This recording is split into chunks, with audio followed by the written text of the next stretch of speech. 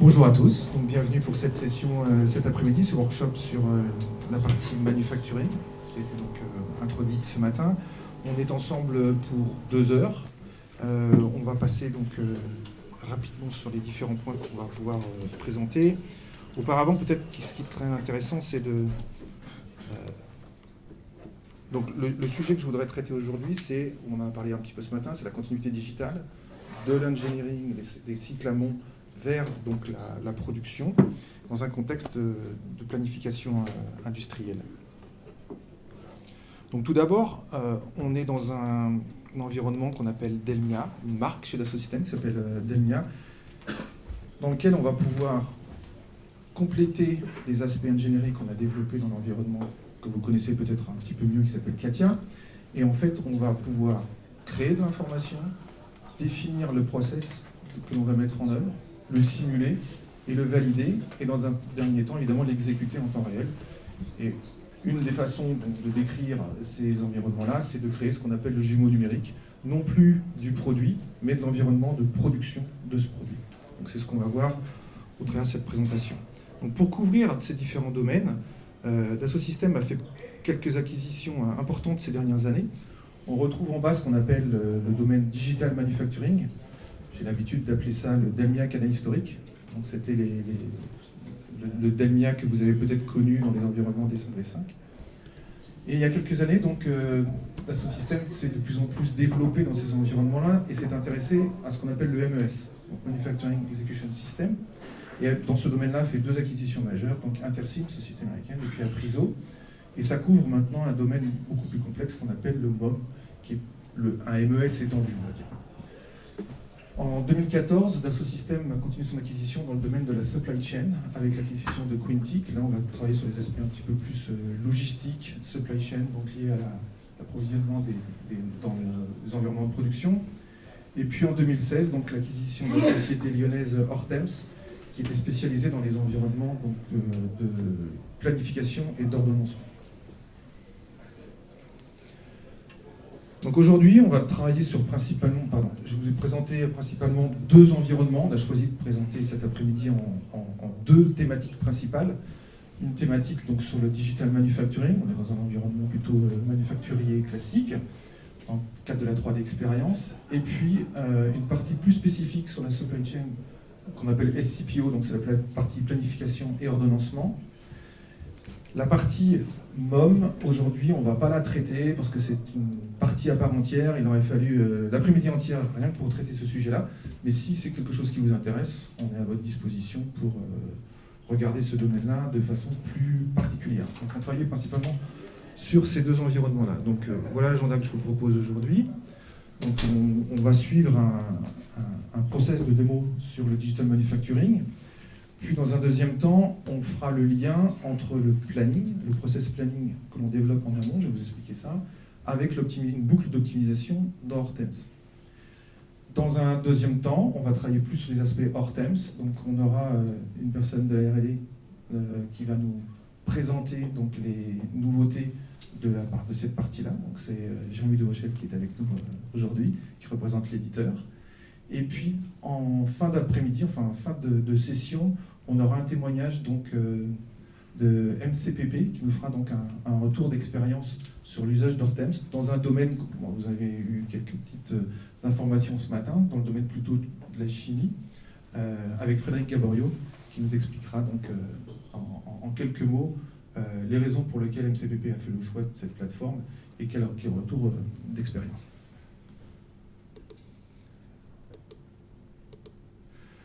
Donc, dans le cadre de la plateforme 3D Expérience et de la continuité numérique qui est offerte par les solutions Dassault Systèmes, on passe du monde de l'ingénierie, où on a défini intégralement le produit, basé sur des requirements, on se base sur des process de type fonctionnel, logique, et puis on arrive à faire derrière la maquette numérique, donc on bénéficie de cet asset en entrée, et on va accompagner et transformer la nomenclature engineering qui est associée à ce produit vers le monde du manufacturing.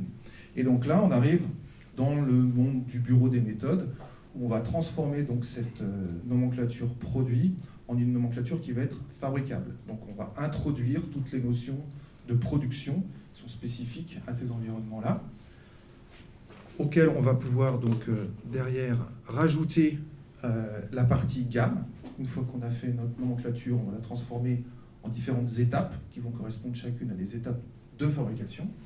On va gérer l'équilibrage de la ligne de production. Et puis on va venir, évidemment, une fois que ça s'est mis au point, y associer les ressources qui sont nécessaires à l'exécution de ce plan. Donc des ressources de type humaine ou de type, évidemment, machine. Et une fois que cet ensemble-là est défini, validé, contrôlé, on va pouvoir en déduire, puisqu'on bénéficie en amont de la maquette numérique du produit, de son process et de ses ressources, les instructions de travail qui vont être exécutées à l'atelier. On verra ces aspects-là un petit peu plus tard dans la démonstration. Et l'ensemble des éléments qui vont être gérés dans ce cadre-là, dans ces process de production, génèrent des livrables qui vont derrière pouvoir livrer au MES pour l'exécution en temps réel à l'atelier, ou dans certains cas, évidemment, à l'ERP. D'accord ? Donc ce que je vous propose, c'est de suivre ce petit synopsis qui va donc passer et montrer la continuité numérique tout au long du cycle de production par différentes étapes que l'on va suivre l'une après l'autre. Donc la première chose, et c'est très intéressant dans ces aspects de continuité numérique, c'est de pouvoir travailler sur le produit quel qu'il soit. Donc dans la 3D Experience plateforme, vous avez la possibilité directement de récupérer la maquette numérique, quelle qu'elle soit, aussi bien générée directement en natif dans la 3D Experience, mais pour certains d'entre vous, vous êtes des clients historiques CATIA V5, donc vous avez aussi la possibilité de réutiliser le natif V5 dans cette plateforme, ou via des mécanismes de lecture automatique, des données CAO qui pourraient provenir d'autres éditeurs que Dassault Systèmes. L'objectif, au long de toutes ces étapes, c'est de faire la possibilité d'avoir des boucles itératives, de fournir la bonne information à la bonne personne au bon moment, chacune avec son rôle. Je rappelle que vous avez entendu parler ce matin dans la 3D Experience, on s'appuie sur une notion de rôle et d'apps, on a parlé d'applications qui sont spécifiques à chacun des rôles qui vont les utiliser. Donc là, on va dérouler différents éléments. Donc le premier sujet, c'est d'accéder très rapidement à la maquette numérique. Donc là, on va pouvoir naviguer dans la maquette numérique d'ingénierie, soit par l'intermédiaire de plateaux tournants, donc ça peut être très graphique, soit par l'intermédiaire d'une structure classique de nomenclature. D'accéder, on est dans du document management, dans la plateforme, on a tous les éléments qui sont nécessaires pour faire du change, du doc management, etc. Donc on peut accéder de proche en proche à toute l'information qui est attachée à chacun des nœuds de ma nomenclature, et puis ainsi valider si telle pièce ou telle autre est release, elle est disponible, elle est en cours de modif. Donc on a cette information qui arrive en direct, c'est pour savoir si je peux continuer à travailler sur cette pièce ou si elle est susceptible d'être modifiée dans les heures ou jours qui viennent. Donc ça, c'est les mécanismes, je dirais, classiques de ce qu'on peut trouver dans une plateforme de type PLM.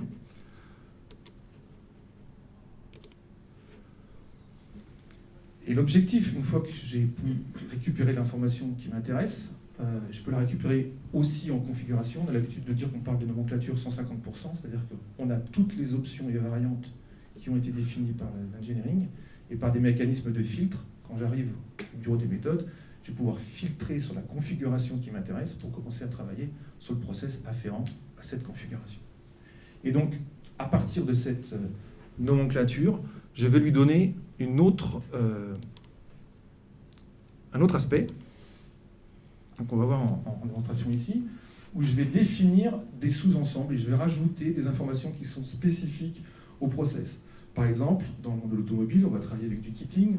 Dans le mode aéronautique, on va faire des sous-assemblages de composants. On va y rajouter des informations de production qui ne sont pas données par l'ingénierie, notamment tout ce qui est outillage, colle, tout ce qui est consommable, par exemple. On va rajouter tous ces éléments-là. Et de proche en proche, je vais pouvoir donc constituer et transformer ma nomenclature engineering en nomenclature de production. Je vais pouvoir vérifier en temps réel si chacun des composants de la nomenclature de conception sont consommés dans la nomenclature de production, pour ne pas oublier de pièces, par exemple. Je peux définir sur chacun des composants si c'est un composant qui est acheté ou fabriqué en local, puisque s'il est fabricant local, derrière, je vais lui assigner des ressources qui sont présentes dans mon entreprise ou sous-traitées. Et là, je commence dans les environnements, ce qu'on appelle la gamme. Donc, je pars de ma nomenclature. Et pour chacune des étapes, je vais pouvoir constituer donc mon cycle, ma gamme de production, et faire les liens de précédence entre chacune des étapes et définir sur chacune de ces étapes opération 10, 20, 30, 40, 50, etc. Rajouter des bruts intermédiaires, par exemple, et définir toutes les opérations qui sont nécessaires. Là, on est dans un cadre d'opération d'assemblage. Donc, évidemment, il y a des précédences. Il me faut cette pièce-là, puis cette pièce-là. Je les assemble toutes les deux, ça me fait un sous-ensemble, etc., etc. Donc, on va définir donc, cette gamme de façon-là, de façon, vous avez vu, très drag and drop. Hein. Et souvent, ce qu'on a l'habitude de faire, c'est commencer donc, de dessiner les différentes dalles que l'on voit à l'écran en respectant ou en anticipant le futur schéma d'implantation de la ligne dans son environnement de production. Donc voilà le process tel qu'on le voit rapidement ici. Une fois qu'on a fait ces différents éléments-là, je vais pouvoir bénéficier d'une vue de type Gantt avec des temps de production de chacune des pièces, montage ou usinage, qui ont été, entre guillemets, prédéfinis par l'opérateur dans le système, pour vérifier justement cette notion de précédence. Et graphiquement, comme on l'a vu à l'instant, est-ce que je respecte bien le process que je veux mettre en place. On verra tout à l'heure qu'après, au fur et à mesure justement de l'évolution des différentes étapes, je vais pouvoir affiner les temps qui sont indiqués ici pour obtenir de plus en plus des temps réels, voire même implémenter directement les temps réels si j'en dispose, parce que ça peut être des retours d'informations d'une ligne existante.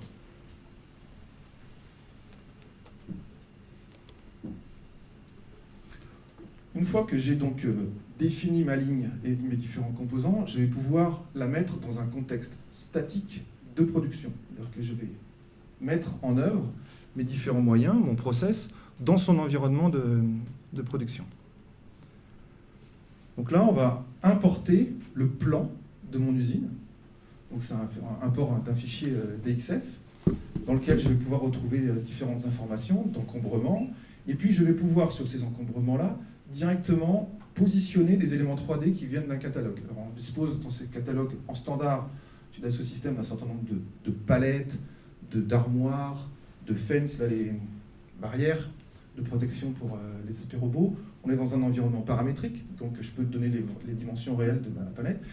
On est aussi dans un environnement de continuité numérique, donc vous pouvez aussi définir des éléments spécifiques à votre environnement de production, tant qu'ATIA, et venir les enrichir, cette bibliothèque comme ça. Donc de proche en proche, on retrouve les poteaux qu'on a pu mettre en œuvre tout à l'heure, et puis commencer donc à implanter mes éléments de la ligne dans l'objectif d'avoir une certaine validation.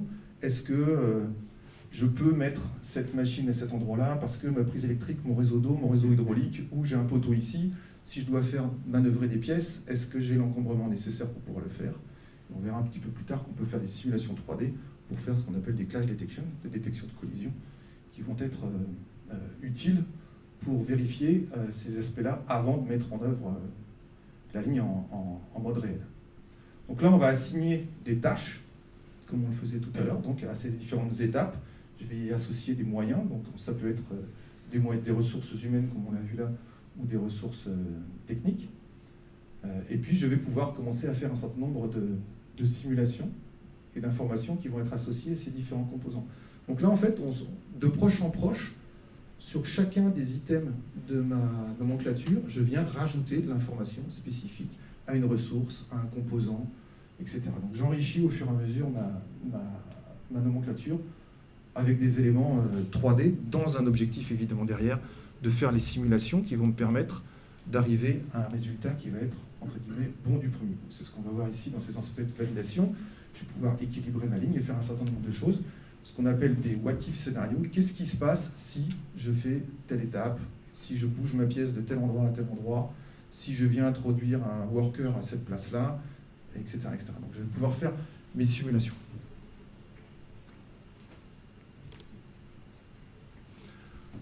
Donc là, on retrouve les différentes étapes sur lesquelles on veut travailler, donc avec la notion de temps. Et puis là, justement, on est dans un environnement qui va nous permettre de faire ces simulations 3D dont je parlais tout à l'heure. on peut considérer que là, on va rajouter déjà de l'information supplémentaire, de déplacement de mes objets. Et là, je peux déjà voir si, par exemple, je peux avoir une détection ou est-ce que je positionne correctement mes différents chariots, la position dans laquelle se retrouve la pièce dans la ligne précédente, etc. Donc là, je peux préparer ma simulation correspondant à une des étapes de la gamme dont on parlait tout à l'heure, un montage de l'arbre dans le rotor.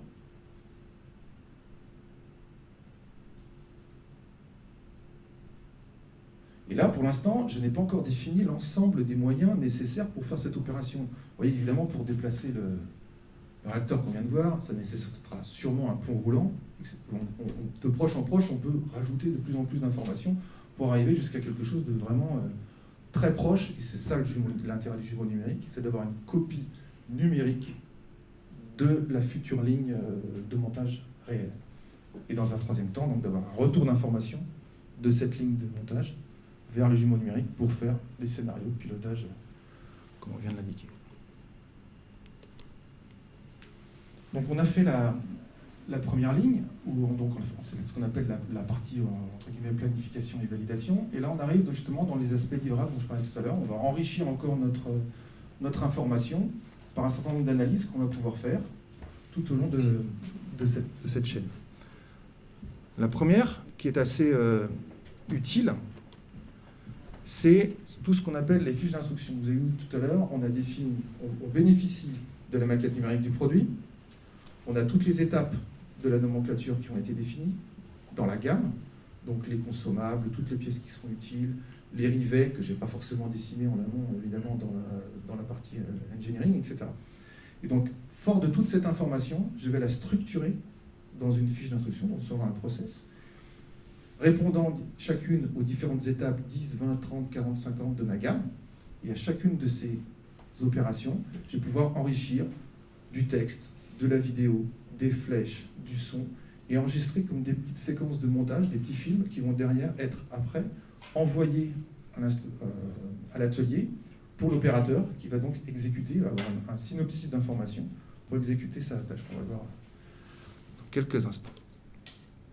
Donc, ces fiches d'instruction, bien sûr, sur la base de ce dont je dispose, je vais pouvoir les créer. Ça peut être des instructions de type, comme je le disais, textuel, n'importe quoi, mais ça peut être de plus en plus de l'information, évidemment 3D, sachant que l'intérêt de cette continuité numérique et cette plateforme digitale, c'est d'essayer de satisfaire l'objectif zéro papier.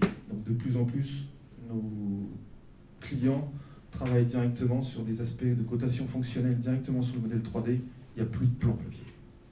Il n'y a plus de plan fonctionnel. La cotation fonctionnelle est directement posée sur l'assemblage ou sur les pièces à usiner. Et ces informations-là, derrière, je vais pouvoir les publier à des fins peut-être de maintenance, donc d'avoir des documentations techniques que je vais pouvoir envoyer à mes clients derrière.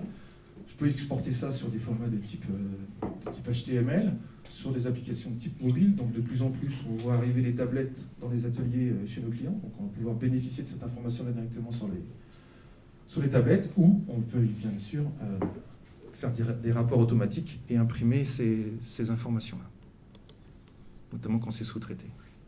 Je vais passer directement à celle-ci. Donc dans la 3D Experience plateforme, ce qu'on voit ici, on va récupérer donc l'objet sur lequel j'étais en train de travailler, sur l'assemblage sur lequel j'étais en train de travailler, et puis définir ces différentes étapes. Donc là, vous allez voir les différentes étapes de montage correspondant à 10, 20, 30, 40, 50. Hein, c'est les étapes de ma gamme à ce moment-là, où je dois faire donc, sur mon poste ces différentes opérations que l'on retrouve ici. Et si je clique sur l'opération en question, on voit ici les détails de l'opération qui vont être nécessaires. Donc je peux avoir des instructions de type texte, je vais pouvoir illuminer chacune des pièces qui constituent mon assemblage. Donc on voit les instructions qui sont ici. Vous avez vu le bullage qui apparaît ou les informations textuelles qui ont été rajoutées lors de la conception de cette fiche. L'ensemble des outillages qui sont nécessaires, quelles sont les informations de type data que je dois remplir dans cette fiche d'instruction. Une signature, ça peut être une douchette par exemple aussi, qu'on va trouver, qui va plutôt être générée d'ailleurs dans le MES, etc. Donc je passe d'étape en étape. Donc l'opérateur aujourd'hui dans ces environnements-là, il est complètement guidé. Alors ça nécessite évidemment d'avoir des écrans au pied de la machine, soit de type tablette comme je disais à l'instant, ou directement des PC.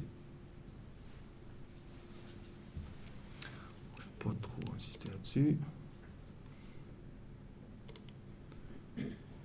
Dans les aspects donc, de type robotique, on va aussi assigner dans les environnements de la nomenclature dont je parlais tout à l'heure, les programmes, ce qui peuvent être des programmes de commande numérique ou des programmes de pilotage de robots. De plus en plus, dans la 3DX Platform, on intègre maintenant les derniers cobots qui sont disponibles sur le marché. Il y a une bibliothèque qui est fournie par Dassault Systèmes qui contient 1400 robots. Je me retourne sur Erwan. Je veux dire 1800. 1800, voilà. Donc il y a des relations très proches entre les fabricants de robots et Dassault Systèmes pour justement fournir non seulement la géométrie, mais toute l'intelligence qui va avec le robot, toute la cinématique qui va avec, et les différentes armoires qui peuvent être disponibles, dans le but d'avoir les simulations réalistes du fonctionnement du robot. Vous voyez tout à l'heure que je vous disais qu'on pouvait faire des déplacements. Là, on y assigne maintenant toutes les ressources. Je monopolise le pont roulant, je le fais bouger en temps réel. Les personnes qui se déplacent font des opérations qui sont réelles et avec un temps de déplacement. Voilà, donc, de proche en proche, on arrive maintenant à avoir l'ensemble de l'information liée à cette opération dans ce poste-là.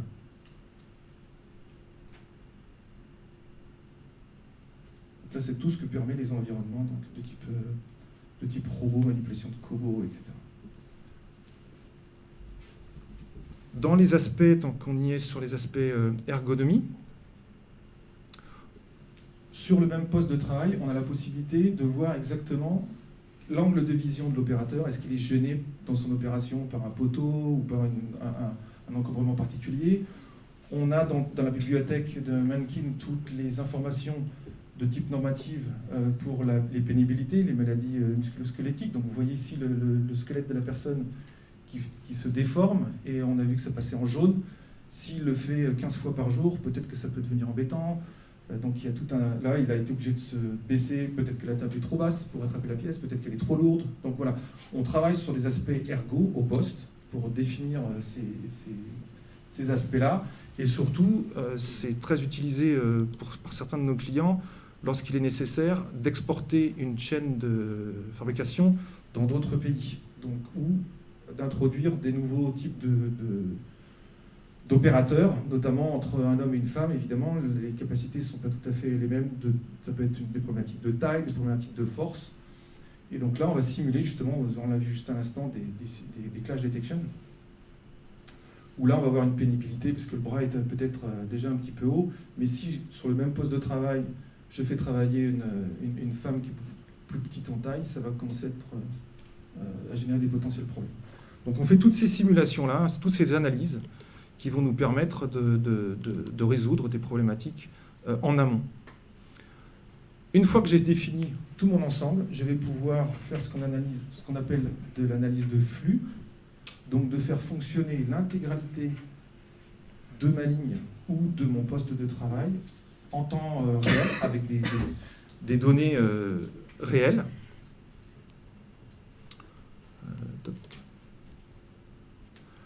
Donc là, je vais définir donc, des données d'entrée, donc qui sont le taux de chargement de ma ligne, comment je vais la faire fonctionner, etc., quelles sont les cibles à atteindre en termes de production, de cadence par exemple, et puis je vais définir donc, les différents chemins de passage de ma production en leur donnant des temps.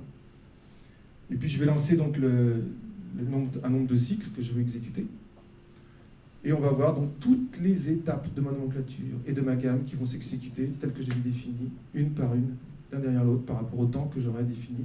Sur chacun des postes, je peux afficher des indicateurs qui vont me donner des informations sur le temps d'attente d'une personne, sur le temps de manipulation, etc. etc. Donc c'est différentes informations qui sont associées à cette ligne. Et si je le souhaite, je peux aussi donc introduire une panne machine, par exemple, et puis voir comment se comporte ma chaîne dans ce contexte-là. Par exemple, est-ce que j'ai assez de place sur le poste précédent pour pouvoir stocker tous les composants intermédiaires avant que cette ligne soit rétablie. Donc vous l'avez compris, c'est des environnements qui vont nous permettre de simuler très en amont tous les cas possibles, basés sur une information qui est la copie conforme de la réalité. L'objectif, comme je le disais tout à l'heure, c'est que les informations qui vont revenir du terrain vont pouvoir, dans un deuxième temps, alimenter ce jumeau numérique que je vais pouvoir rejouer et que je vais pouvoir travailler sur, encore une fois, des scénarios de simulation pour des modifications ou autres, d'amélioration continue de ma chaîne de production. Vous voyez, on voit les différents composants qui se stockent, les pièces intermédiaires, qui ne sont pas consommées puisqu'il y a un problème sur les. Et enfin, dans ces environnements-là, vous avez là aussi la possibilité, grâce à des casques de type réalité virtuelle, qui sont donc utilisés dans ces environnements-là, de visiter votre future ligne de production, de la faire visiter à vos clients ou à votre fournisseur ou à vos différents correspondants.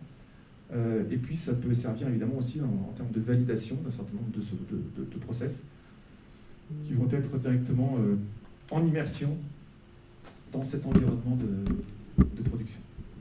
Alors maintenant, les casques HTC ont fait beaucoup de progrès puisqu'il n'y a plus besoin d'être traqué. Vous voyez qu'il y a des petits trackers qui sont là-haut. Maintenant, c'est directement la dernière génération là, qui sort dans les jours qui viennent, au mois d'octobre, ne nécessite plus ce tracking. Et donc là, vous avez des modules qui sont disponibles dans 3D Experience qui réorientent directement le flux vidéo de votre poste 3DX vers le casque HTC pour pouvoir faire ces différentes visites virtuelles de votre chaîne de production.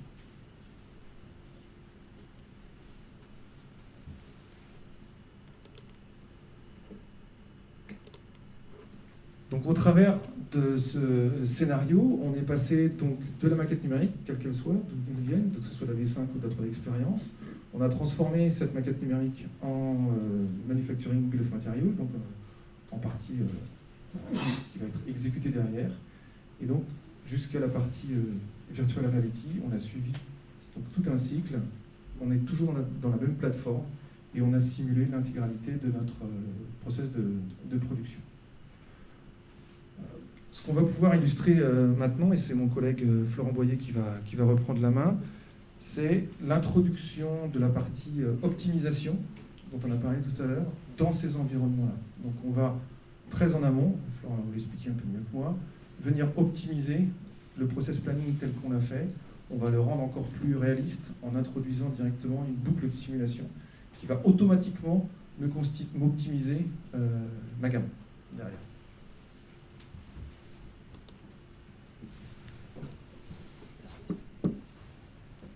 Bonjour à tous.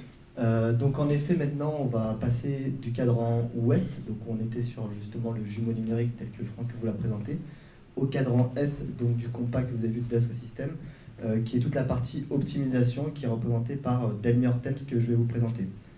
Donc dans un premier temps, je vais vous présenter Delmire Thames pour bien que vous compreniez qu'est-ce que offre cette solution, quels sont les axes de valeur et dans quel contexte on a besoin justement d'outils d'aide à la décision et d'optimisation. Et puis ensuite, on verra justement toute la continuité digitale que l'on peut avoir avec des exercices justement de jumeaux numériques et d'optimisation. Dans un contexte, vous verrez qu'on va vous illustrer aéronautique. Et enfin, une vidéo qui expliquera justement toute cette continuité du jumeau numérique jusqu'à l'optimisation et vice-versa, puisque c'est une boucle, on le verra juste après. Alors, quels sont les contextes dans lesquels on peut se poser des questions de planification et d'ordonnancement? Déjà, les 4 piliers-là que vous voyez, c'est quelque chose qui est commun, on va dire, à tous les verticaux, quasiment tous les verticaux métiers. En général, ces problématiques se résument à un marché qui va vers la customisation.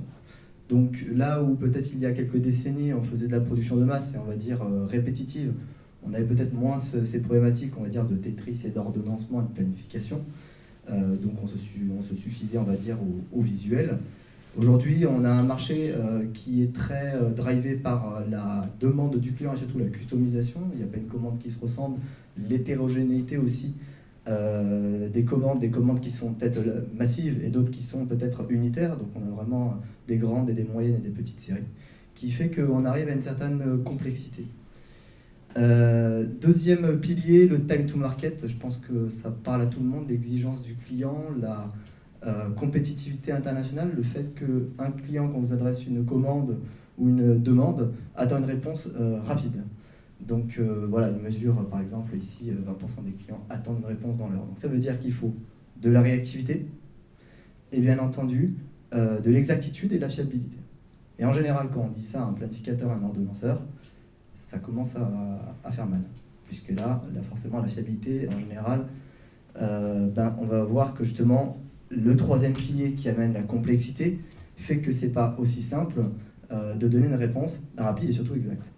La complexité, c'est quoi? C'est que finalement, dans les métiers manufacturiers, et là on verra après tous les verticaux métiers dans lesquels Hortem s'est utilisé, on a des flux, bien sûr, qui sont parfois complexes. On n'a pas un atelier qui est indépendant de l'autre, on a des flux qui sont croisés, voire recoupés, et on dépend bien sûr d'une supply chain qui est étoffée. Ça veut dire quoi? Ça veut dire que bien entendu la production à capacité finie d'un site de production dépend peut-être également d'autres sites, peut-être on va dire d'usines sœurs, mais aussi d'autres fournisseurs et clients et vice versa. Donc ça amène vraiment une grande complexité dans les liens qu'on peut avoir en interne et en externe de la supply chain. Et le dernier, bien sûr, pilier, et ça parle à tout le monde, c'est bien sûr la notion de coût. C'est-à-dire qu'il faut bien sûr arriver à produire de façon profitable et que la productivité, qui est le mot d'ordre en production, soit la plus optimale possible. Donc en général, quand on montre ça à un ordonnanceur, à un planificateur, ça lui parle directement, puisque en général ces 4 composants, si on en a déjà 2, c'est déjà pas mal, amènent à un Tetris en fait. C'est-à-dire que les personnes ont des fichiers, on va voir par la suite tout un tas de patchs d'outils qui sont en général à 90% des fichiers Excel et pour l'autre partie des développements spécifiques dans tout type de RP, font du Tetris tous les jours. Donc passent du temps à refaire les briques du Tetris, à remettre à jour des fichiers Excel et à travailler vraiment de façon silotée. On va l'expliquer juste après. Donc, Hortems, comme vous l'avez compris, est une solution d'aide à la décision qui va couvrir donc l'estrade d'ordonnancement. Donc quand on parle d'ordonnancement, on s'imagine une sorte de Tetris, assez court terme en général, et de planification. Planification, c'est de l'ordonnancement moyen-long terme. Donc comme vous pouvez le voir ici, déjà, comme je vous l'expliquais en préambule, nous sommes sur différents verticaux métiers. On n'adresse pas uniquement, par exemple, l'aéro qu'on va discuter tout à l'heure, l'auto, les équipements anti-industriels. On est aussi dans des industries type process. Je pense à la pharma, par exemple, à l'agroalimentaire et autres, chimiste aussi. Bien sûr.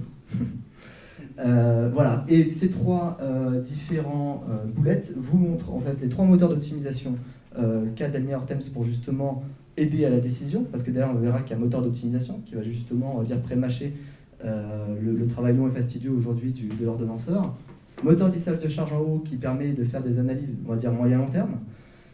Moteur d'ordonnancement plutôt court terme, on va dire dans un exercice un peu plus de Tetris. Et la synchronisation des flux. Quand on a des niveaux de nomenclature qui sont assez complexes, on perd souvent le lien que l'on a physique entre les ateliers et donc du coup entre les ordres de fabrication d'un atelier. Et ce moteur-là vient réconcilier les liens de façon dynamique. Alors bien entendu, Delmia Hortems s'inscrit pleinement dans l'industrie 4.0, Smart Factory, on en entend parler dans le monde entier, suivant les pays, l'usine du futur aussi. Pourquoi? Parce que c'est un outil vraiment... on va voir bien sûr numérique et surtout central, collaboratif. C'est pour ça que ça se inscrit pleinement aussi dans la volonté d'Assosystème d'avoir un environnement convivial de collaboration. Quand on est planificateur ordonnanceur, on ne travaille pas tout seul. Parce que de par définition de la supply chain, on est amené à être confronté à tout un tas de corps de métier. Je pense à l'achat, l'approvisionnement, chef d'atelier, l'ADV et j'en passe. Alors, back to reality. Messieurs, je vais trop vous viser parce qu'après vous allez quand même faire une présentation. Voilà quels sont les outils qu'on le constate chez les industriels. Eh ben, le vieux planning mural. Moi, je me rappelle quand j'étais venu chez vous, 3 pans de mur sur 3 étages. C'est assez impressionnant d'ailleurs. J'étais vraiment assez fabulé par vraiment ce que l'homme est capable de faire en termes d'outils. Alors, pour le coup, ça a un gros avantage, je trouve. Et ça, je l'ai vraiment vu chez vous, c'est que c'est visuel. Donc ça veut dire que, pour le coup, les personnes, on garde peut-être un peu la notion de collaborativité. puisque les personnes peuvent passer devant, peuvent discuter, etc. Bon, le problème, on voit bien, c'est que c'est très long et fastidieux, et surtout très dépendant de la connaissance de celui qui le fait. Alors, là, on les place dans les années 70-80. Donc, ça, bien sûr, c'est, on va dire, l'hégémonie des ERP. Bien sûr, derrière, il y a une volonté d'harmonisation des métiers, des camps de métiers, la finance, la facture, etc., la production, mais les problématiques d'ordonnancement à capacité finie et de planification ne sont pas traitées par les ERP. Aucun ERP du marché le fait. Il y en a quelques-uns qui essaient de se frotter, mais en général, ils reviennent l'année d'après chez nous, parce que c'est quelque chose qui est forcément dépendant d'une très grande expertise, on peut le dire, des doctorants en recherche qui font justement des moteurs d'optimisation et des algorithmes complexes. Donc, la réalité, c'est que les industriels ont des ERP qui sont à capacité infinie, et donc pour arriver à répondre aux clients, il faut avoir une capacité finie. Sinon, je ne vois pas comment est-ce que je pourrais traiter toutes les commandes si ma machine est à charger à 250%. Donc, quand on vient aussi chez l'industriel, au-delà d'un planning mural, on peut retrouver, et on retrouve, je vous garantis, 90 à 95% des cas, des beaux fichiers Excel et des belles macros. Là, c'est pareil, c'est fabuleux, on peut voir des choses assez dingues. Le problème, c'est que les personnes sont aussi très silotées. Celui qui a fait sa belle macro et ses beaux développements, en général, travaille aussi seul. Les personnes qui veulent travailler avec lui ne sont pas forcément aptes et n'ont pas forcément la visibilité. Et c'est dommage parce que forcément, c'est un jeu de rôle. L'ADV découle à la planification découle chez l'atelier et vice-versa. C'est un vase communicant et les personnes finalement travaillent en silo de façon non collaborative et surtout non connectée à l'ERP. Donc Ortems se positionne vraiment comme un outil satellite à l'ERP. On ne va pas réinventer la roue, toutes les données sont dans l'ERP, mais on va apporter vraiment l'outil d'aide à la décision et surtout les moteurs d'optimisation qui vont, on va dire, prémâcher le travail du planificateur et lui donner vraiment un confort de visibilité. Donc, comme on vient de le dire ici, on retrouve dans la plupart des cas des outils qui sont manuels, on l'a compris avec des fichiers Excel, beaucoup de temps très chronophage à remettre à jour. Alors des plannings murales, ça va de soi, mais des fichiers Excel à tout le temps mettre à jour le suivi de production, et qu'est-ce qui se passe si une machine tombe en panne, qu'est-ce qui se passe si le fournisseur est en retard, voilà. Tous ces événements qui sont dynamiques et qui font qu'en fait, on a finalement des outils qui sont statiques, donc qui ne répondent pas aux besoins. Le risque d'erreur, bien sûr, il est inhérent puisque ce sont des fichiers Excel ou des développements spécifiques qui sont à la main, non collaboratifs, forcément dépendants d'experts. On a des cas, des fois des projets Ortems, où c'est des départs à la retraite. Des personnes qui partent à la retraite et la personne n'est plus là. Donc comme c'est lui qui a fait le planning, l'entreprise nous contacte. Et là, je peux vous dire que l'urgence, elle est forte. Chronophage, on se le dit. Et priorité relative, alors on l'a entendu ce matin, et d'ailleurs c'était marrant parce que c'est souvent quelque chose que je dis, et ça parle souvent. La priorité relative, c'est ce que j'appelle la planification acoustique. C'est celui qui gueule le plus fort qui a raison. Voilà. Alors on peut le voir ici, c'est la mesure est relative. Donc ce qu'on vient apporter avec un outil d'Emile Ortems qui se range dans la catégorie des APS, donc Advanced Planning and Scheduling, c'est d'abord un outil de décision qui est automatisé, c'est-à-dire qu'il y a un moteur d'optimisation. Ça ne veut pas dire qu'on va faire 100% du travail du planificateur, loin de là, mais c'est un outil de décision et de simulation. Dynamique parce qu'il répond bien sûr à tous les aléas qu'on peut avoir dans un site de production. On va parler de panne de machine, de retard d'approvisionnement, un client qui avance sa commande, au contraire qu'il la double ou qu'il la retarde, voilà, toutes ces choses-là. Collaborative, très important. Il n'y a pas que le planificateur qui va travailler sur Ortems, il y a tout un tas de corps de métier en satellite qui va pouvoir avoir des droits de visualisation ou même de collaboration, et des intégrations bien sûr qui sont souvent certifiées. Puisque bien sûr, dans le monde des ERP, vous imaginez, il y a quand même 100 à 150 ERP dans le marché. On appelle les master data, les ordres de fabrication sont dans les ERP. Donc nous, on vient se connecter en satellite. Donc on a des connecteurs certifiés pour certains ERP qui nous permet vraiment d'aller très vite et surtout de garantir une pérennité dans les montées de version. User-friendly, bon, ça c'est le mot marketing, mais c'est aussi pour dire qu'un planning c'est visuel. Donc forcément, qui dit visuel, dit simple. Alors, je vais passer assez vite là-dessus. Les leviers, les bénéfices qu'on peut attendre d'un tel projet, vous voyez ici, il y a 3 catégories, stratégiques, financiers et organisationnels. Organisationnel, on n'en parle pas assez, c'est aussi ça qu'on appelle le changement. Ça ne veut pas dire qu'on va tout changer, on va aussi coller une organisation, mais il y a des fois des choses qui vont un peu changer, dans les habitudes justement. Des fois dans les prises de pouvoir aussi, ça peut être ça aussi. Au contraire, des personnes qui sont un peu mises à l'écart. Alors voilà, stratégique, bien sûr, c'est tout ce qui est la fiabilisation des délais, une meilleure réactivité et bien sûr un meilleur pilotage. Financier, on parle souvent de meilleure productivité, de réduction des temps de cycle, hein, parce que souvent quand on a justement des planifications qui sont très manuelles et souvent inexactes, bien entendu, il y a des stocks d'encours qui sont énormes. Chacun, on va dire, se tire la couverture de son côté. Hein. On va dans les ateliers, en général, ça parle à tout le monde. On va dans les ateliers, bon bah voilà, le stock d'encours est haut parce que forcément, moi je veux améliorer au maximum ma productivité, donc tant pis pour l'assemblage. Et puis par contre, quand il y a une urgence, bon bah, on essaie de passer entre les palettes. Retour sur investissement. Rapidement aussi, faut compter en moyenne 1 an. Ça peut être 6 mois, mais ça peut être aussi 1 an et demi. Donc 1 an, c'est la moyenne. On ne peut pas gagner partout, bien sûr. Là, on vous montre un peu les tops qu'on a constatés. Fiabilisation du délai, du coup, bien sûr, on améliore le taux de service. Je pense que MCPP, on pourra en parler après. On vient réduire le temps de cycle. On va le voir en aéro, c'est terrible. En aéro, vous avez 93% de temps d'attente dans votre temps de cycle de production.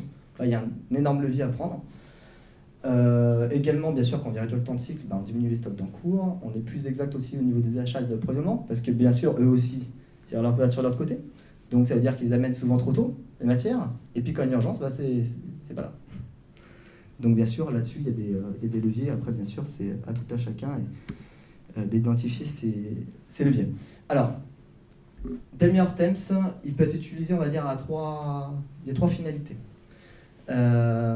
Déjà, bon, désolé c'est un peu complexe, mais si on vulgarise, il y a l'ERP, hein, donc vous voyez en bleu foncé, ou Hortems, bien sûr, en se connectant en satellite à l'ERP, donc ce qui est fait par exemple chez MCPP qu'on va présenter après. Voilà, on fait de l'ordonnancement court terme et aussi on peut aussi faire de la planification moyen-long terme. Mais pour, on va dire, d'autres cas, on peut très bien, vous voyez ici dans l'écosystème aussi d'Assosystème, en bas, en jaune, se placer sur ce qu'on appelle du rescheduling, c'est-à-dire très court terme connecté à un outil de pilotage vraiment au niveau de l'atelier, venir rebattre les cartes sur un horizon très court terme. Donc c'est ce qu'on retrouve ici, directement connecté, par exemple, à la solution de MES, Manufacturing Operation Management, à Priso. Et aussi, et ça c'est le cas que justement je vais vous présenter, puis après avec Franck on vous fera une petite démonstration, la possibilité aussi d'utiliser Hortems comme outil d'optimisation pour justement réoptimiser ce qu'on appelle du line balancing, c'est-à-dire vraiment équilibrer les différentes opérations sur les stations du jumeau numérique qu'on a organisé. Parce que bien sûr, quand on a fait un jumeau numérique, on va le voir organiser les opérations, mais on ne sait pas encore si c'est faisable ou non. Et on a besoin d'un outil d'aide à la décision qui va permettre justement de déterminer la faisabilité. Alors, on va maintenant faire un peu plus un focus sur l'aéro. Alors vous verrez que la démo n'est pas forcément aéro, mais c'est bien que vous compreniez le concept sur un cas client.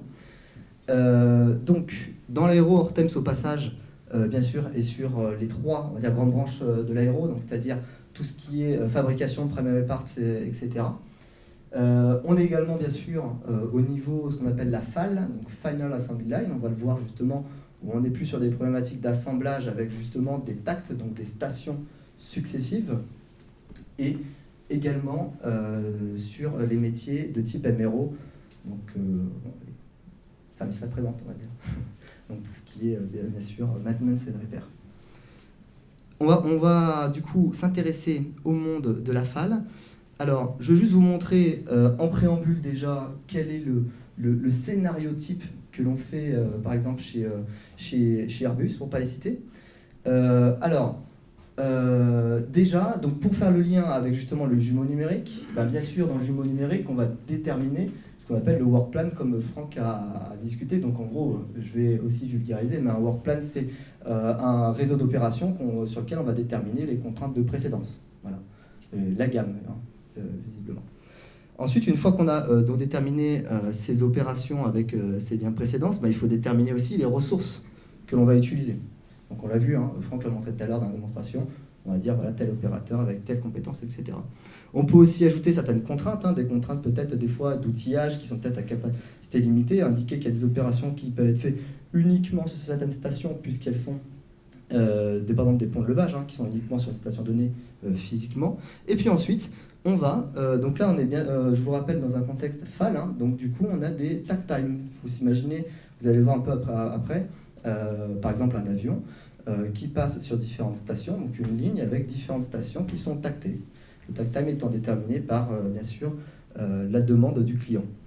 Donc on va faire un premier scénario. Ok, si je vends 100 Airbus par jour, ça me fait un takt time de 7 heures.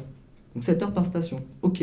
Donc maintenant, je passe on va dire, dans un environnement plus de simulation d'Hortemps où je vais prendre du coup toutes mes ressources. Donc les ressources principalement, quand on est dans la FAL, c'est en général des compagnons, on verra des mécaniciens, des électriciens, par compétence très souvent. Et on va prendre tout ce réseau, vous allez voir, de spaghetti, c'est-à-dire toutes ces opérations avec les précédences, et venir déjà les placer sur les différentes stations et sur les différents opérateurs. Et après, tout le jeu, eh bien, c'est de voir comment est-ce que je peux faire des simulations, peut-être gagner un tact, parce que peut-être que j'ai un tact, peut-être une station qui est inutile. À la base, je me suis dit que j'ai besoin de 9 stations. Je vais peut-être me rendre compte, en faisant une simulation, que je n'ai pas besoin de cette station-là. Peut-être que j'ai des contraintes que je souhaite ajouter par rapport à l'espace. Quand je suis dans un avion, il y a le cockpit, donc le cockpit, tout le monde ne peut pas y rentrer. Donc ces contraintes-là vont pouvoir être modélisées, et surtout, vous allez pouvoir faire des simulations. Qu'est-ce qui se passe si la matière n'est pas là à cette station-là? Est-ce que mon avion va sortir à l'heure ou non? Une fois qu'on a fait tout ça, donc dans Delmar Temps, on va du coup faire la boucle.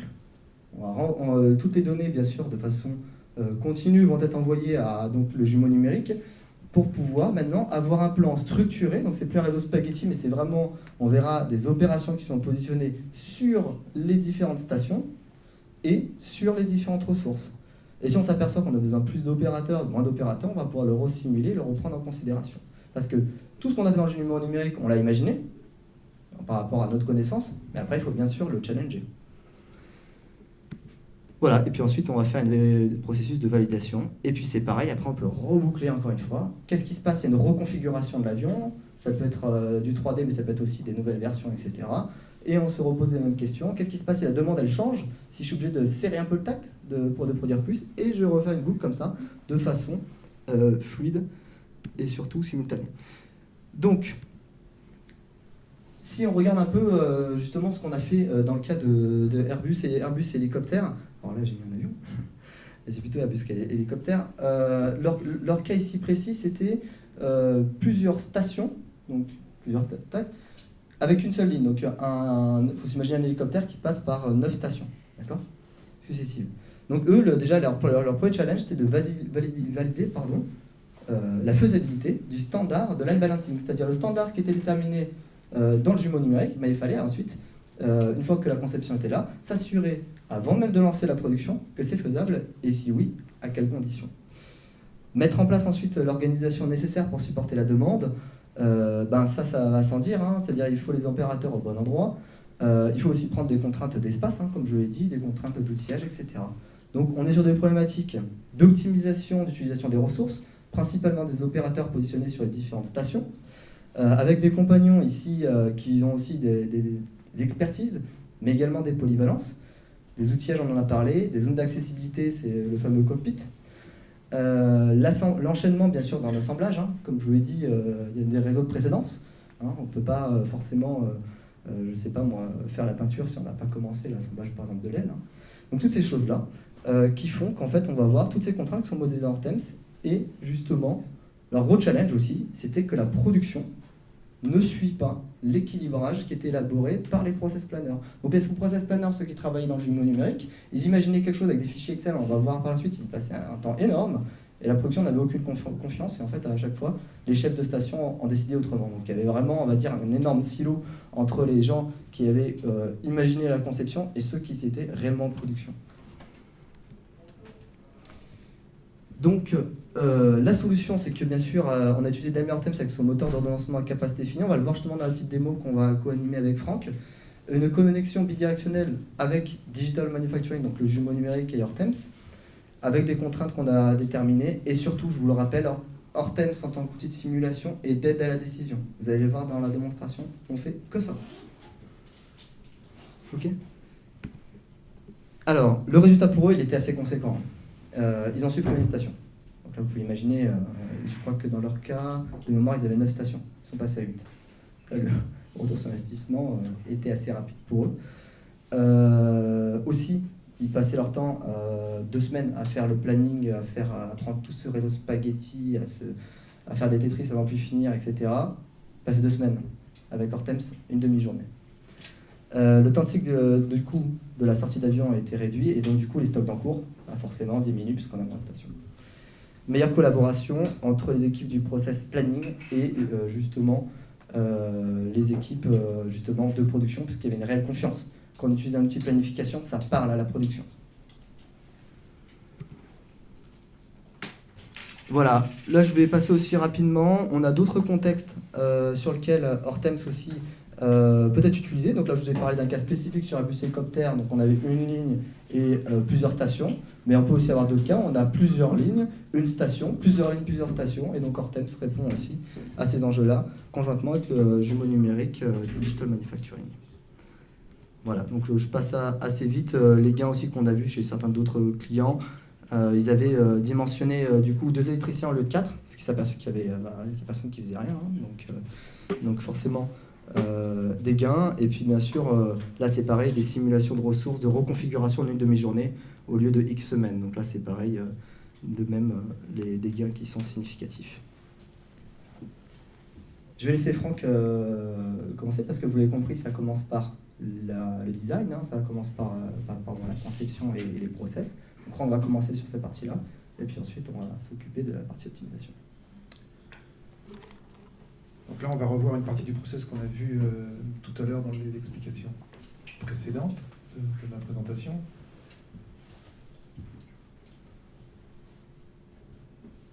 Donc là, comme l'a dit Florent, on n'est pas tout à fait dans l'environnement aéronautique, on a plutôt essayé de démocratiser le sujet sur un environnement de type industrial equipment. Donc on retrouve la nomenclature de fabrication avec ses différents sous-ensembles, avec ces différentes séquences, avec les consommations des composants et les différentes sous-ensembles. Donc on est sur la première étape.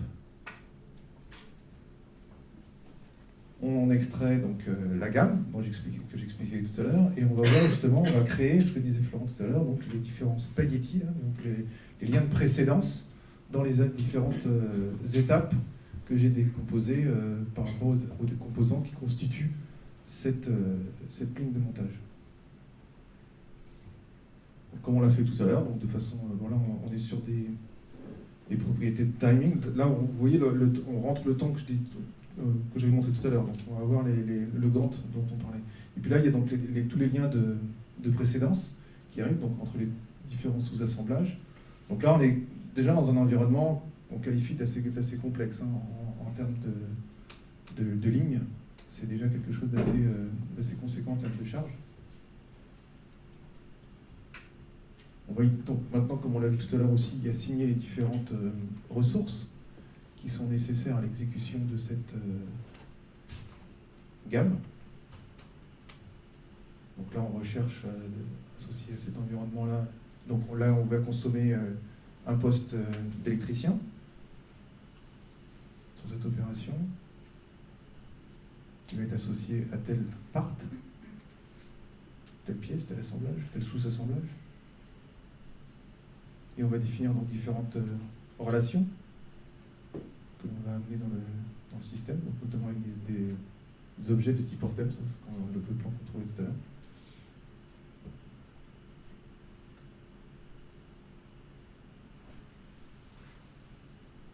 Et donc là, une fois qu'on a fait ça, on va pouvoir donc simuler et optimiser dans Hortems. Alors, un petit stop. Trop tard. Est-ce que je peux revenir? Peut-être pas. Alors, je vous mets une seconde. Juste faire un...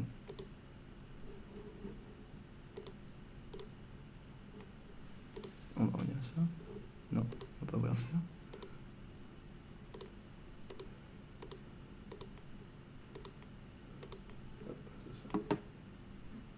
C'est bon, ça part. Aïe. Non. Il m'en veut. Vraiment, tu vises là. Comment? C'est ce qu'il a fait. Ouais. Je vais essayer de faire bon du premier coup. Je vais peut-être cliquer à côté. Ça fait partie du live. Hein. Coupez, s'il vous plaît. Oh, hop là, tac, boucle. On met les ressources.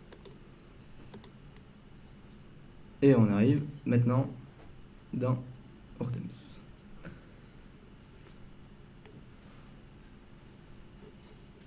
Donc, ce qu'on va voir ici, c'est que on récupère dans Hortems, ce que je décrivais par un peu ce réseau spaghetti, donc on l'a vu, c'était bien designé, hein, justement dans toutes les notions de précédence et de gamme que l'on voit. Et ici, c'est visuel. Voilà, dans Hortems, on retrouve justement tout ce réseau de précédence qui est assez complexe. Alors, moi, je trouve que c'est pas assez complexe, hein, sincèrement. Dans des mondes, par exemple Airbus hélicoptère, il faut s'imaginer qu'on a 100 opérations comme ça, hein, avec un spam méli-mélo à n'en plus finir. Donc ici, il faut bien avoir conscience qu'on est sur un process à plat. On n'a pas encore déterminé sur quelles opérations vont sur quelle station. Et c'est justement après tout le jeu qu'on va faire d'optimisation, de placer ces opérations avec les contraintes que l'on voit ici sur les différentes stations et surtout sur les différents opérateurs. Là, c'était juste ça que je voulais dire. Mais c'est important.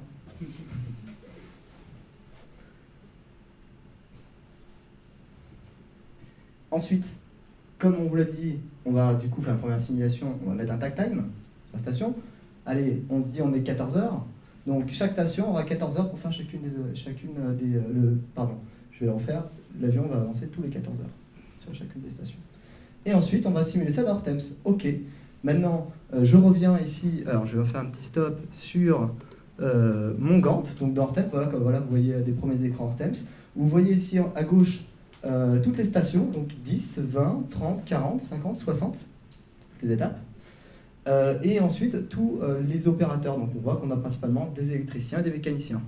Hortems prend en compte tous les réseaux de précédence avec toutes les contraintes qu'on s'est dit de spécificité des opérateurs avec leur qualification, aussi des ressources limitées avec des outillages, etc. Et ensuite, on va pouvoir commencer à faire peut-être quelques simulations. Donc, voilà, maintenant on va dire comment est-ce qu'on pourrait peut-être améliorer cette simulation ou prendre en considération justement certains cas.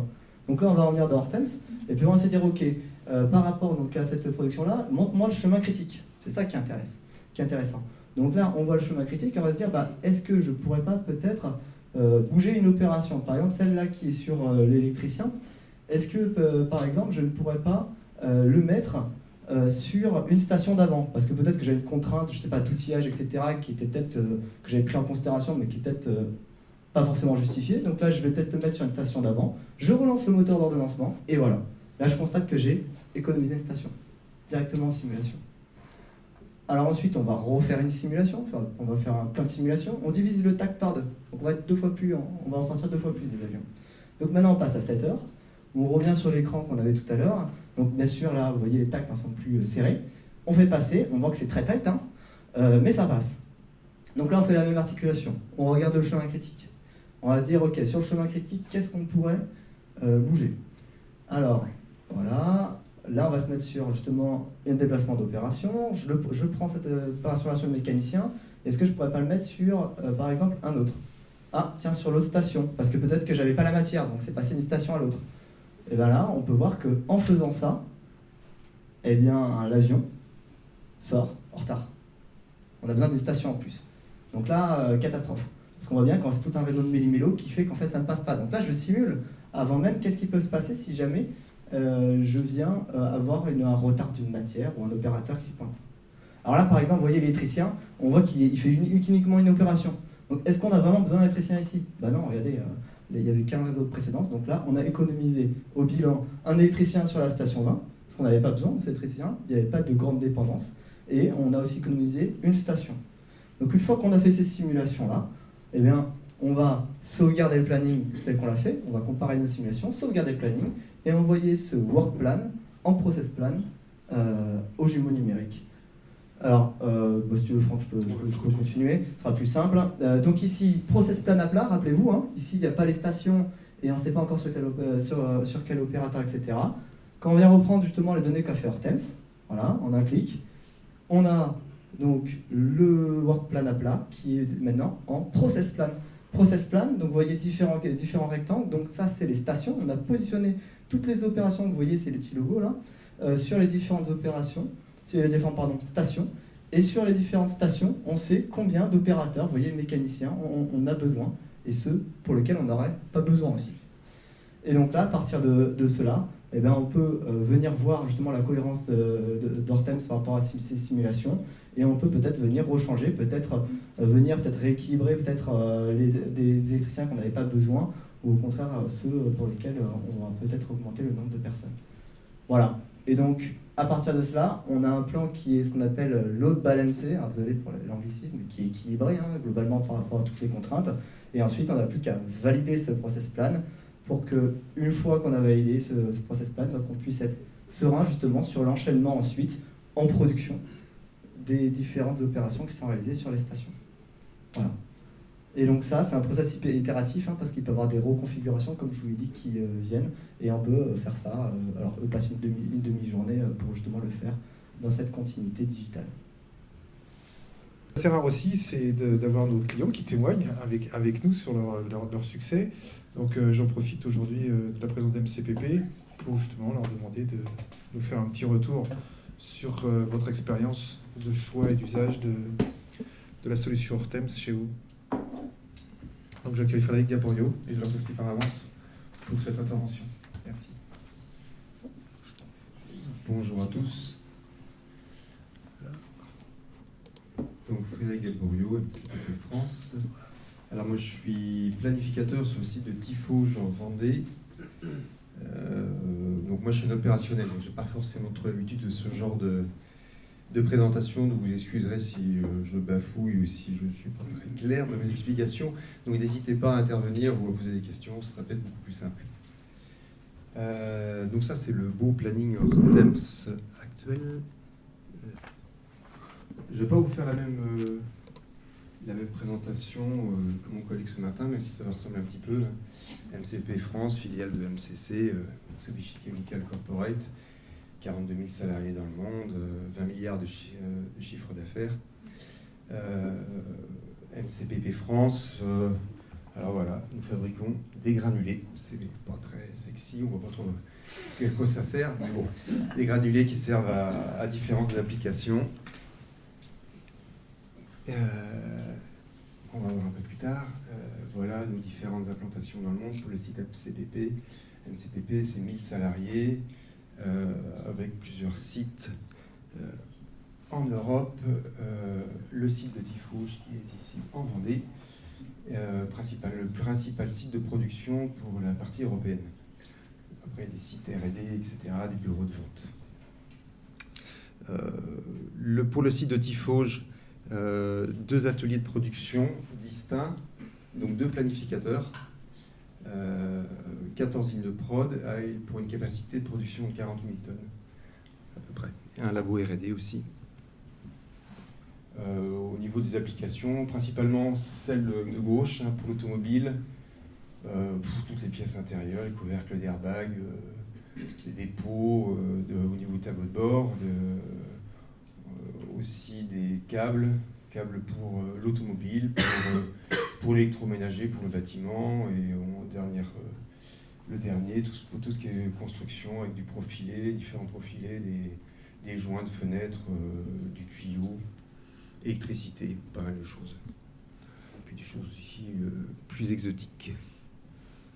Là, vous voyez des exemples de ce que l'on livre, toujours avec nos petits granulés. Nous, on va formuler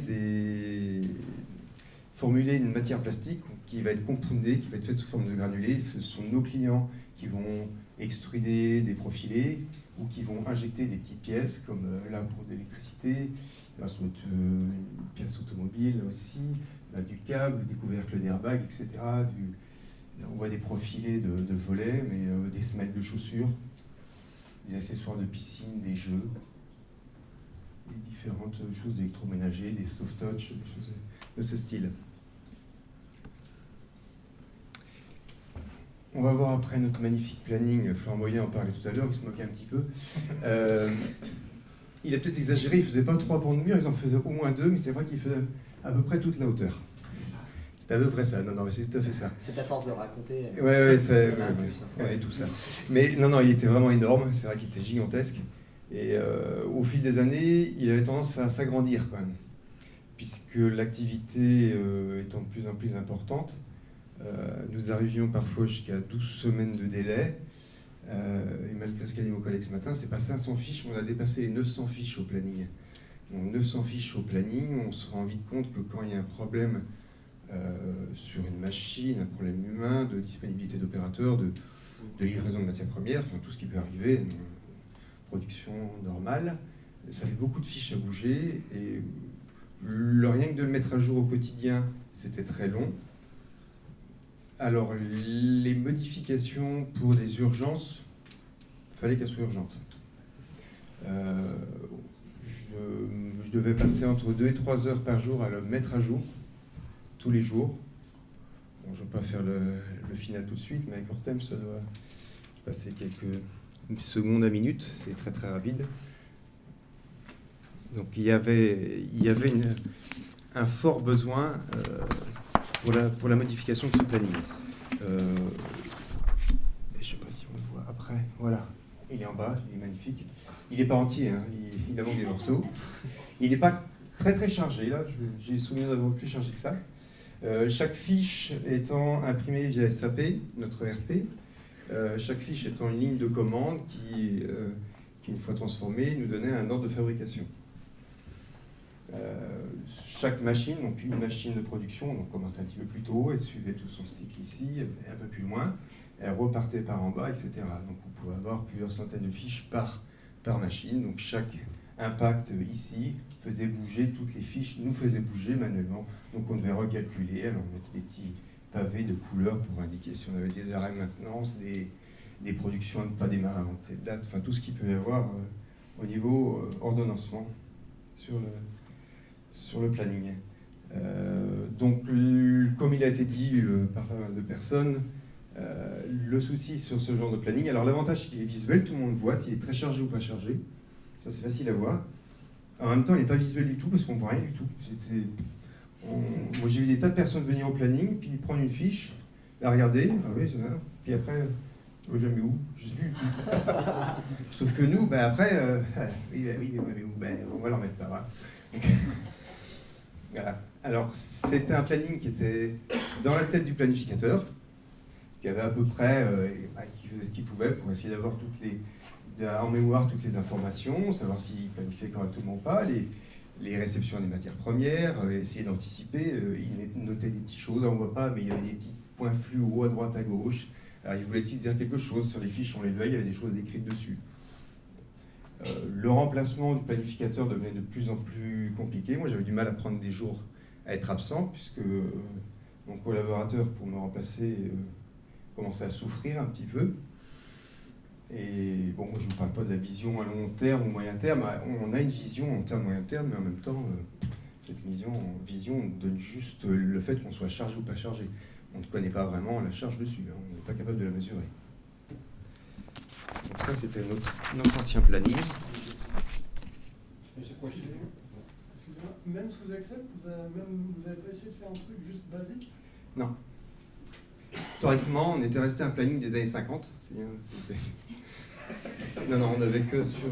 Avec Excel, en 30 ans ou 40 ans, on arrive à faire quelque chose. Oui, mais on était toujours resté sur ce type de planning. Et comme disait mon collègue ce matin, c'est vrai que on a été racheté par Mitsubishi il y a 5 ou 6 ans. Ils étaient très satisfaits de ce genre de planning. Pour eux, c'était quelque chose de bien. Pour nous, au quotidien, pas. Mais... Et vous n'êtes pas les seuls. C'est ce qu'on nous a dit. Hein. Non, mais c'est très sincèrement. Oui. Alors, au sein de FCPB, je sais qu'on a un site à Clervac qui, lui, travaille sur MS Project. Bon, il rencontre aussi des difficultés. On va en parler un petit peu après. Voilà, donc, le planning actuel. Voilà pourquoi vous comprendrez qu'on avait décidé de changer pour un outil informatique. On avait quelques objectifs aussi, hein. On voit que c'est écrit en anglais, mais comme améliorer le taux de satisfaction client, qui était celui que je mesurais en 2017 était à 87%, il est passé à 89 et à 91% en 2019, on a gagné 2% par an grâce au planning Hortems. Je pense qu'on peut encore s'améliorer. On voulait aussi optimiser les changements. On voit bien que là, les changements, on optimisait assez peu, on faisait ce qu'on pouvait. On travaillait de façon empirique, hein, les commandes tombaient, c'était du quotidien. On travaille à la commande, donc on peut recevoir énormément de commandes à jour, très peu les jours suivants. Donc une fois que le planning est bien rempli, les nouvelles commandes qui arrivent, celles qui arrivent en dernier, elles n'ont pas trop leur place dans le planning, donc on fait ce qu'on peut. Donc c'est ce qu'on disait tout à l'heure, le degré d'urgence, c'est celui qui crie le plus fort. Améliorer la productivité. Là, c'est vrai que pas facile. La notion de productivité n'est pas évidente avec ce genre de planning. Diminuer les ruptures de matières premières, ça c'était un point qui était important. Ce planning n'étant forcément pas connecté avec le RP. Ce qu'on devait faire pour remettre à jour, c'est qu'on devait rentrer dans SAP pour chaque OF pour corriger les dates. Alors s'il y a 30 OF, ça va bien. S'il y a 900 OF, ben, en fait on ne fait pas. Donc on ne fait pas ou on fait mal. On fait les plus urgents et les autres, ben, on faisait ce qu'on pouvait. Donc ça obligeait mon collègue à la supply chain de beaucoup d'imagination pour arriver à nous livrer les matières en temps et en heure. Peut-être monter un peu les stocks. Entre autres. Aussi, tout à fait. Une petite sécurité un petit peu partout. Au planning aussi, aux sécurités, pour être sûr de livrer tout le monde. Et un côté, on voulait aussi un côté plus convivial avec un nouveau planning informatique, puisque là, c'est convivial et pas à la fois. C'est convivial, tout le monde est capable de venir devant, tout le monde est capable de lire ce qu'il y a à fabriquer, c'est facile, mais il n'y a pas grand monde qui était capable de l'utiliser en fait, ce planning. Donc voilà, on voulait un planning plus convivial. J'avais noté aussi flexible et réactif. Flexible, il était tout sauf flexible, on l'a dit auparavant. Réactif, bien évidemment que non. Et on avait dans l'optique de réduire les temps de cycle, les temps de changement. Chez nous, ça c'est surtout, on l'a surtout fait avec des, comment on peut dire ça, des augmentations de séries. C'est-à-dire qu'on fait des regroupements. Nous, on ne cherche pas à réduire la taille des séries, on cherche à augmenter la taille des séries.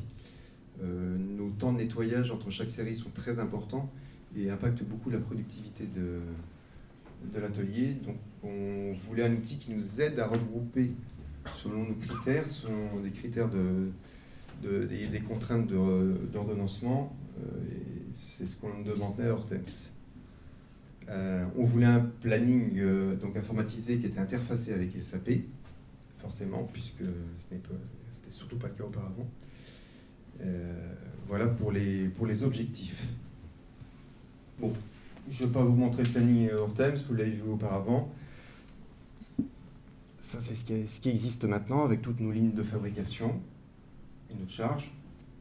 Peut-être que de prime abord, pour certains, il n'est pas plus visuel que le planning d'auparavant, mais ça n'a rien à voir. Je vous confirme au quotidien, ça n'a rien à voir. Juste, alors j'ai réutilisé des transparents, des slides qui avaient été créés, qui avaient été faits pour des présentations une fois que Hortems a été lancé. C'était pour montrer un petit peu l'équipe. Donc c'était une équipe assez réduite avec des personnes de production, des personnes de l'IT et de supply chain. C'était une équipe, somme toute, assez réduite. Nous avons démarré donc mai 2017, le kick-off mai 2017 et le go live de Hortems qui a été fait en février ou tout début mars, je crois, tout début mars 2018. Voilà, là c'était un slide qui expliquait un petit peu pas au reste de l'entreprise, mais presque un petit peu ce qui avait été fait. Donc après, pourquoi pas m'en servir là? C'est en fait ce qui nous a aidé à travailler avec Hortems, c'est qu'on a tout expliqué notre fonctionnement actuel. Comme ça a été dit auparavant, le planning était dans la tête de deux planificateurs. Pas facile de les remplacer, c'est-à-dire qu'on a à peu près tout dans notre tête. Alors quand on nous a demandé, eh bien, il faut tout mettre sur un fichier informatique, on a fait, ça on ne sait pas faire. Hein. Donc on s'est dit, on ne va jamais y arriver. On a pris chaque tâche une par une, et on a tout détaillé, on a tout mesuré, etc. Et en fait, C'est bien passé quand même, mais c'est peut-être une opération qui a été assez longue pour le déploiement d'Hortems. C'était une opération nécessaire. Pour autant, j'imagine que vous n'avez pas tout pris en considération en un premier jet. Non. Mais c'était quand même une opération importante. Non, puisqu'après, on a créé des contraintes, c'était vraiment pour essayer de détailler au maximum le fonctionnement du planificateur et du planning pour pouvoir le mettre sous format Hortems. Le but était de décrire 80% des contraintes, parce qu'on sait pertinemment qu'on ne sait pas décrire 100% des contraintes. Donc c'était les 80% des contraintes qu'on était censé justement pouvoir écrire pour être en mesure de les implémenter au niveau d'Hortems. Eh bien, vous l'avez d'écrire après. Décrire l'ensemble des contraintes de planification. Merci Ludo. Oui, alors les contraintes qui étaient dans la tête du planificateur. Donc il a fallu les décrire. C'est pas toujours évident, c'est évident pour tout le monde, mais en fait, nous, c'était du quotidien. On le faisait de façon plus ou moins intuitive. Donc là, il a fallu qu'on les mette noir sur blanc, et pour qu'on arrive à les traduire dans un langage Hortems SAP pour que tout le monde puisse communiquer correctement. Le troisième point qui est un peu important, nettoyer les données techniques SAP, créer des contraintes. Nettoyer les données techniques, c'est aussi remettre les nomenclatures, les gammes en état. C'était fait pour un des deux ateliers, mais pas pour l'autre. Donc il a fallu tout remettre au propre, parce que sans gamme et nomenclature, c'est un petit peu plus compliqué.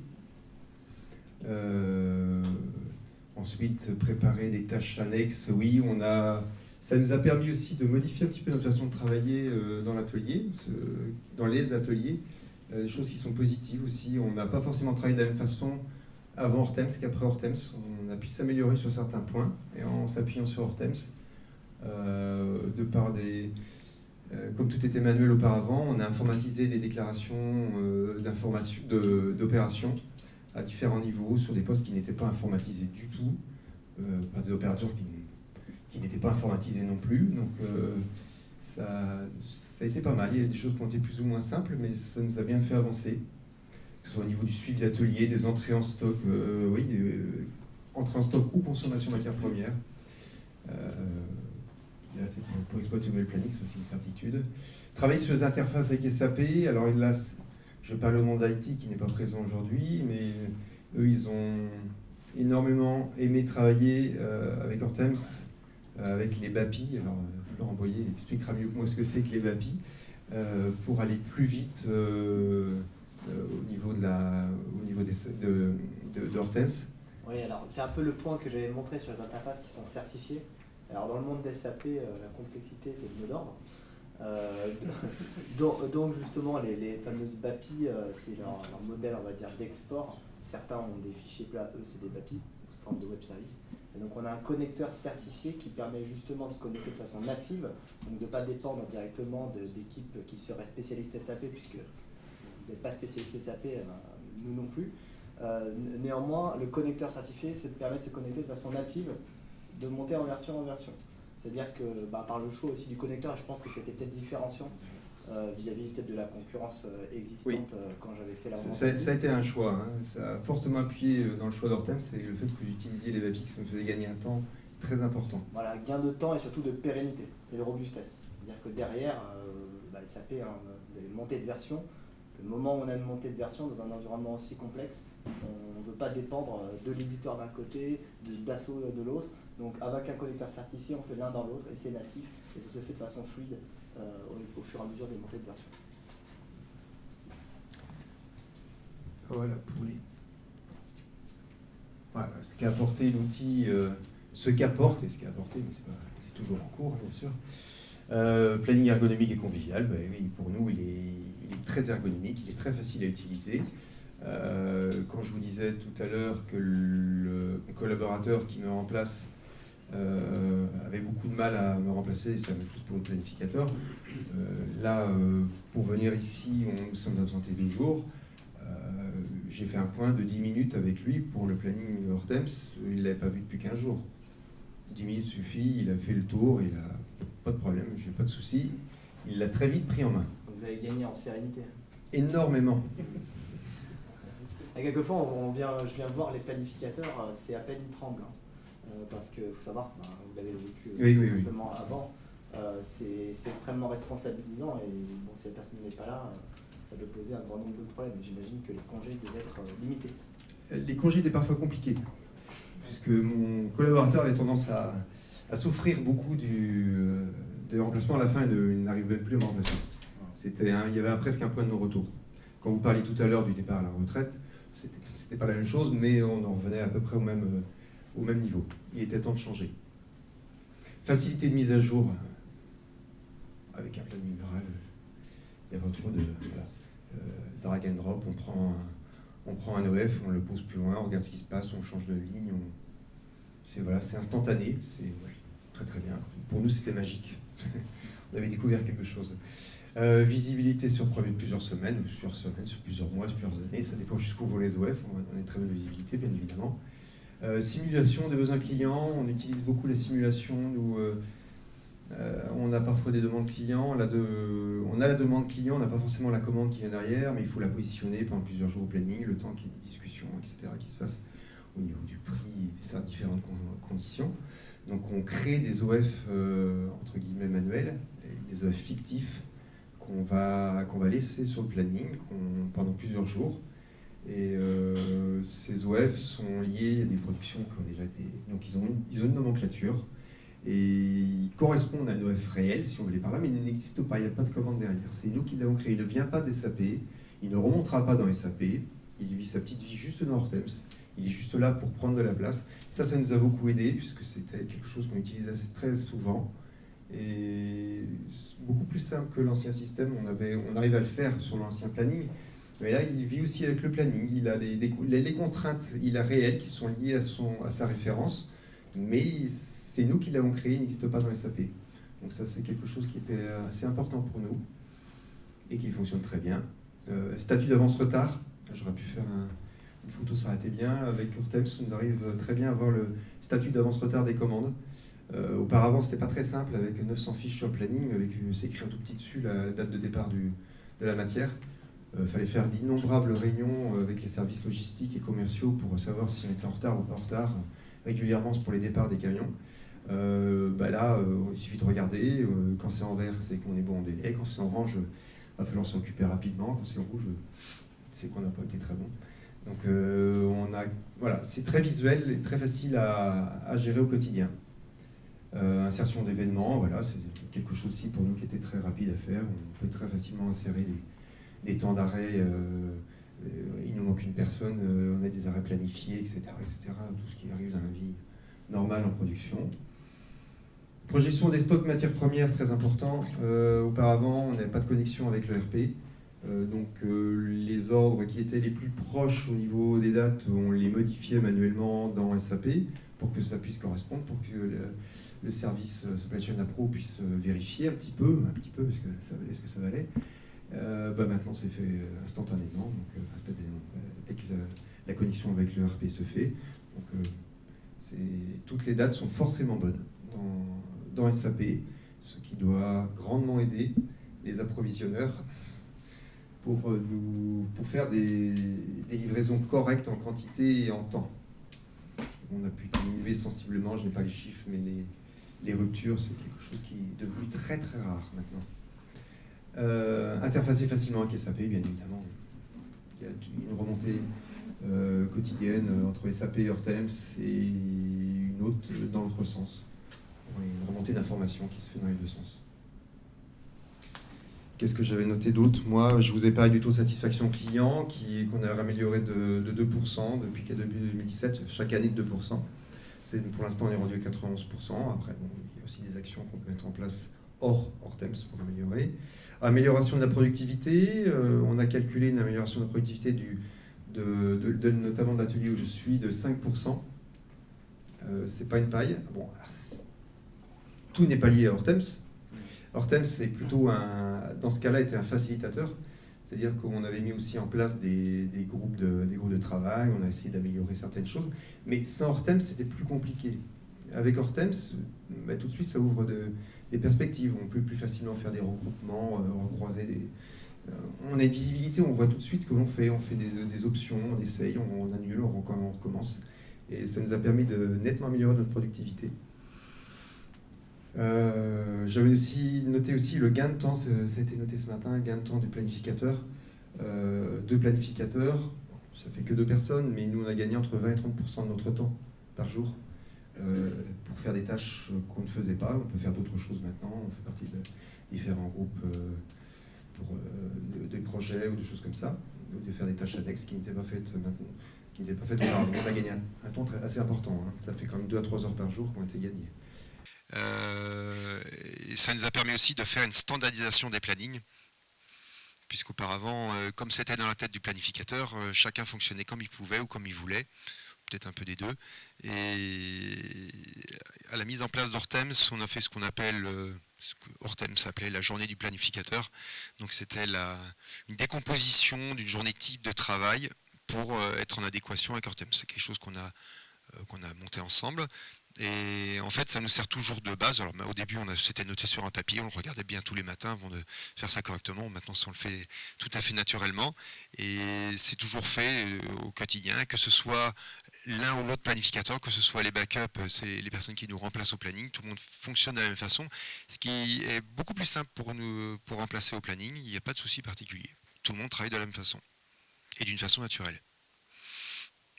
Voilà. Donc, pour nous, la mise en place d'Hortems, ça a été assez simple. Comme je vous disais, le Go Live qui devait être le 3 mars 2018. 2 jours avant le Go Live qui devait être le lundi, je crois que le jeudi ou au milieu de semaine d'avant, déjà, je n'utilisais plus le planning mural. Ça ne servait plus à rien, j'avais arrêté. Et 2 jours après, le démarrage, le Go Live, mon collaborateur, qui avait bien du mal à me remplacer, avait démonté l'ancien planning mural pour le mettre à la benne. Donc quand j'ai embauché le matin, il n'y avait plus que la moitié déjà. Donc il était bien heureux. Donc chez nous, la résistance au changement, on n'a pas connu.